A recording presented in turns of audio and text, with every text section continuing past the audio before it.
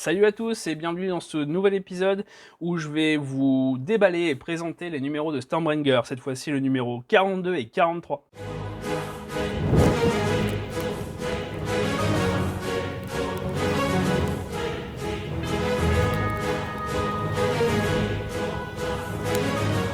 Donc, dernière partie de la livraison numéro 11. Là, nous sommes sur une bande de Underworld et ici, carrément, une petite armée de Sylvaneth. On en a 5, mais on a l'impression qu'il y en a beaucoup plus. Mais le truc, c'est que c'est plein de petites pièces. On va voir ça tout de suite. C'est parti. Alors, hop. Donc l'avantage des figurines Underworld, c'est que les socles sont déjà préparés. Donc ça, c'est plutôt cool. Et les figues souvent sont belles.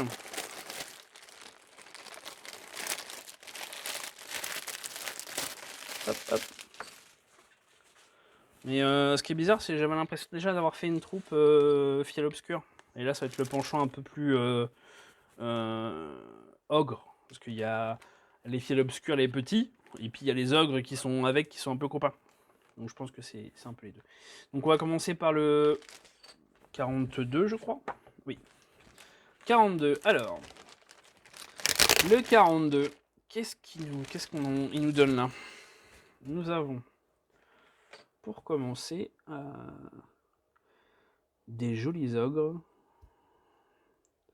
avec plein de trucs dessus, des petites bestioles, des champignons. On a même un genre de murloc là, dans la main du truc. On a un murloc juste là. Je le fais bien. Ah, franchement cool. J'aime bien les villes fiel obscures, en fait. Je crois que je les préfère aux orques. Je les trouve rigolos. Encore plus rigolos que les orques. Regardez. Avec sa petite tête de clown. Cool. Cool, cool, cool. Donc là, j'en ai 1, 2, 3, 4. 4 petites figues. Ouais, enfin après, c'est des figues. Les autres, c'est des petites figues. Il y a vraiment une grosse figue et puis les autres, c'est des petits. Ok. Bon, bah, on verra ça après. Ch'touk. On a une si grosse. Ça va où ça? Ah, bah non, ça va avec mon esprit. Mais oui. En chouette, la chouette. Hop, hop. Nous avons ici une petite troupe. 5 Sylvanettes. Donc là, on va pouvoir commencer à mettre de la population dans notre troupe Sylvanette. Encore une fois, c'est des toutes petites pièces chez les Sylvanettes et ils sont très belles.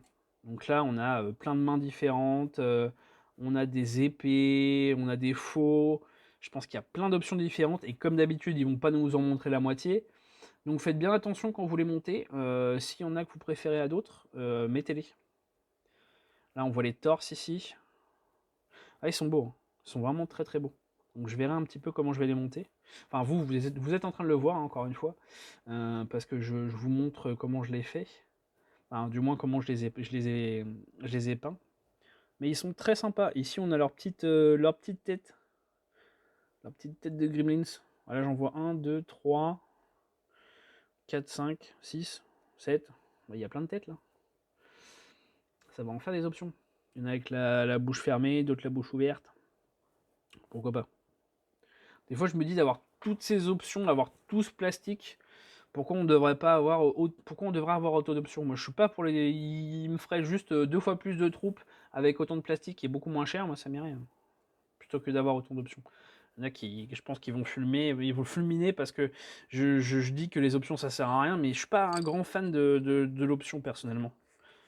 Déjà parce que je galère pour les faire, les options. Je suis jamais sûr de quoi et quoi. Et puis en plus, je trouve que c'est du plastique gâché parce que ça reste dans les boîtes et puis ça sert pas toujours. Bref, très cool.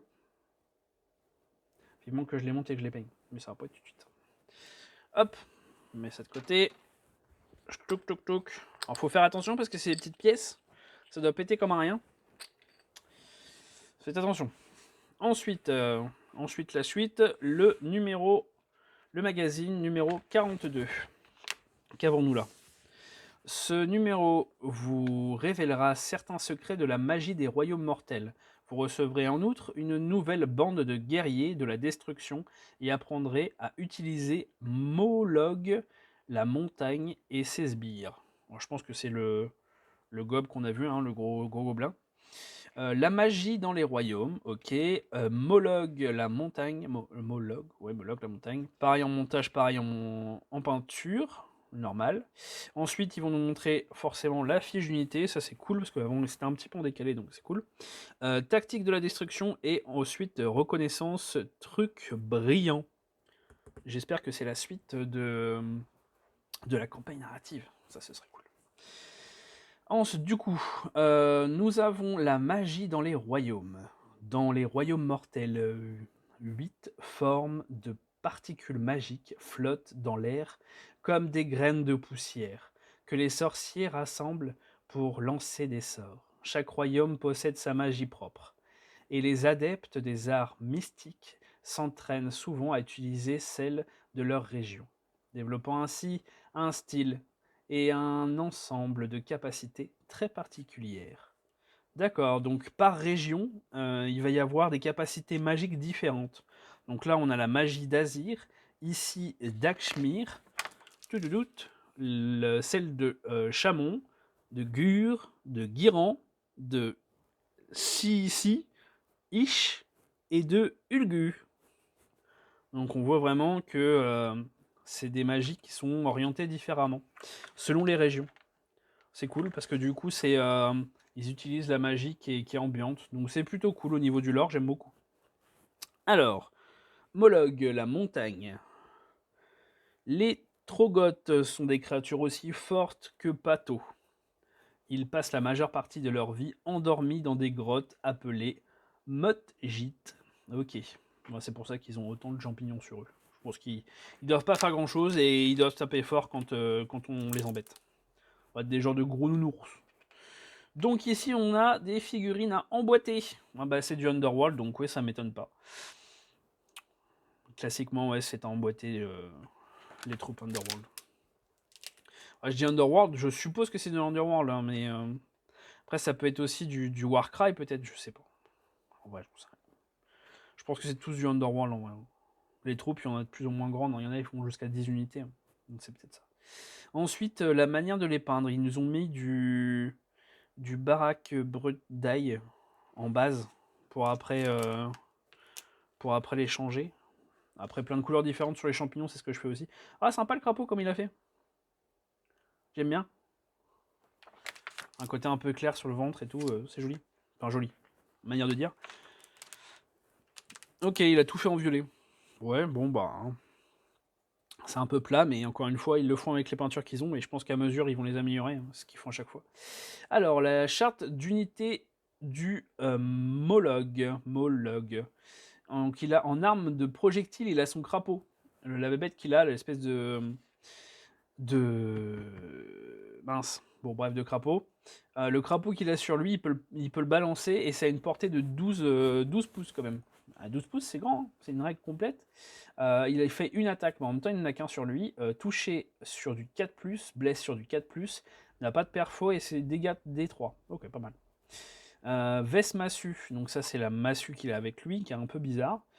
Portée 2, il a 3 attaques, touché sur du 3+, et blesse sur du 2+, perfo -2, dégâts 3. Ah oui, c'est méchant ça en fait.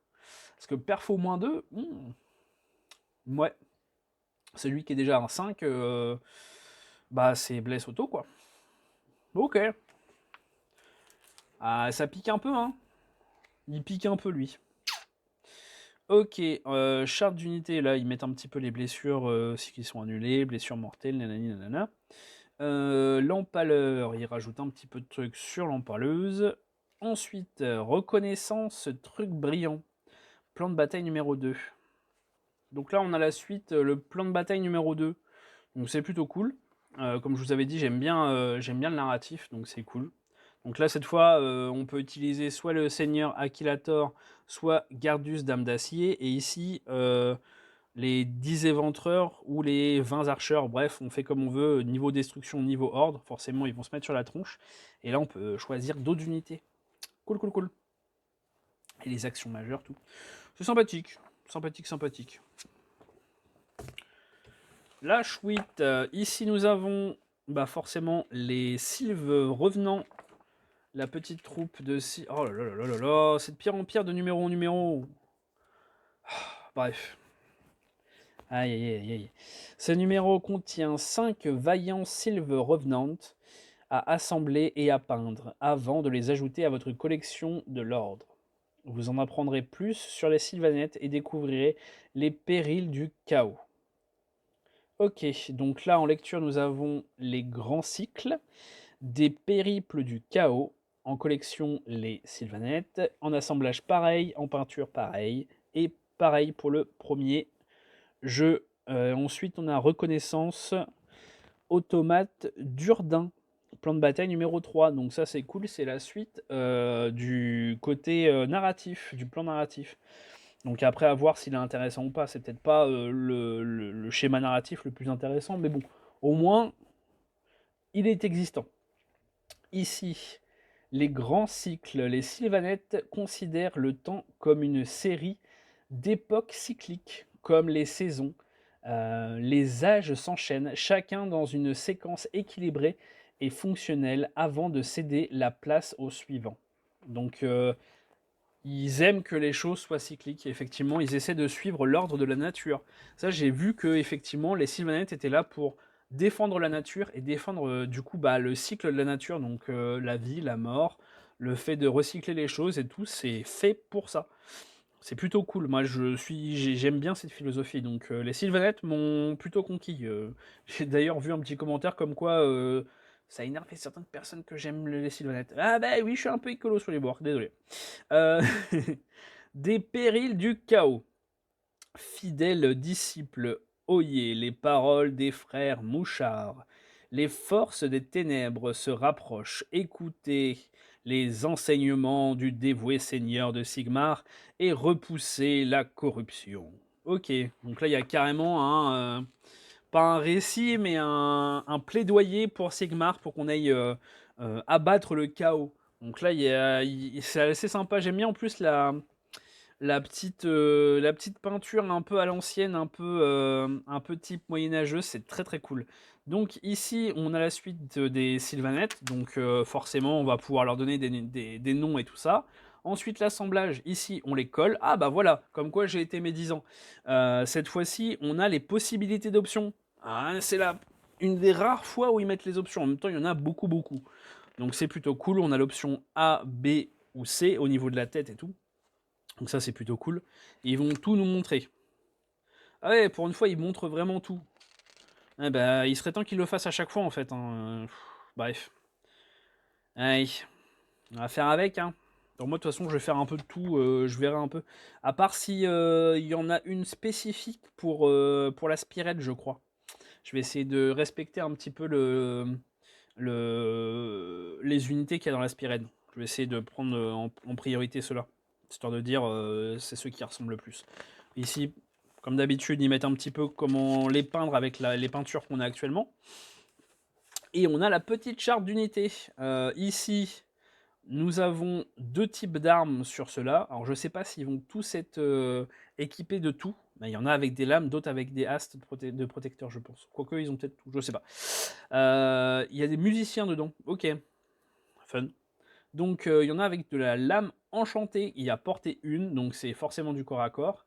Attaque 2, touché à 4+, blessé à 3+, perfo 1 et dégâts 1. Donc, c'est pas officiel, mais après, ça reste des petites unités. Ast de protecteur, nous avons 1 de portée, 2 d'attaque, 4 de toucher, blessure sur du 3+, perfo -1 et dégâts 2, un peu mieux. Et il bouge à 5 pouces, sauvegarde à 5+, pas ouf non plus, 6 de bravoure, et ils ont que 2 de vie. C'est pas des unités oufissimes, hein. Ils sont pas très solides, mais encore une fois, ce n'est pas la V4, donc peut-être qu'ils sont complètement différents actuellement. Mais là, de ce que j'en vois, c'est pas passionnant comme unité. À voir. À voir au niveau de la V4. Donc ici, On a la suite du petit tutoriel et comme je vous avais dit, l'autre partie narrative ici. Reconnaissance automate Durandin. Il faudra que je lise tout tranquillement. Si quelqu'un a envie de se faire des petites parties narratives, c'est cool. Durée de la bataille, la partie dure 5 rounds de bataille. Ok. Puis ils disent comment faire pour gagner. Bon, ça reste cool, hein. Je m'y essaierai peut-être. On verra. Oh, faut pas se spoiler la suite. Donc, niveau numéro, je pense qu'en termes de figues, je préfère les Sylvanettes. Hein, je pense qu'ils ont conquis mon cœur, hein, clairement. Je trouve que les figues sont vraiment cool. Le côté protection de la forêt et tout, c'est vraiment très très cool. Les deux ont des parties narratives. Donc à choisir, je pense que je basculerai plus sur celle-là, même si le côté magie était plutôt cool de celui-là. Mais là, on en met un peu plus sur le côté Sylvanette. Donc mon préféré est côté 43, mais c'est vraiment perso. Les deux, sinon, étaient plutôt équilibrés, donc ça, c'est cool. Donc voilà, j'espère que ça vous a plu. N'oubliez pas de liker, vous abonner, et puis à la prochaine. Ciao!